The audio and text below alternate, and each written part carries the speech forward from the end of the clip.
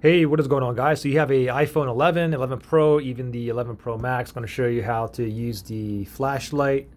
So very, very simple. So on the lock screen here, you can see the flashlight here. You're going to see the camera right here. Now for the flashlight, if you want to go ahead and put it on directly from the lock screen, what you have to do is you have to do a 3D touch, okay? You can't just tap it. You have to 3D touch, which is basically like a hard press. Just press down really hard and you can feel it vibrate, and you can see that I have the flashlight coming on and off right there. Now another thing too is you can increase and decrease the brightness as well. So for example, if you log in, what you can do if you're logged in here, you can just go ahead and swipe the right hand side down. Go ahead and bring up the control center here. And now what you can do too is you can, instead of doing the 3D touch, you can just tap.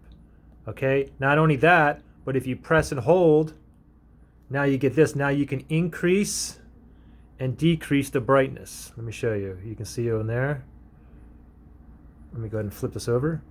We can decrease, then we can increase the light as well. You want to turn it off, just tap it back off. So pretty simple. Any questions, just comment below. Thanks for watching, guys. Bye.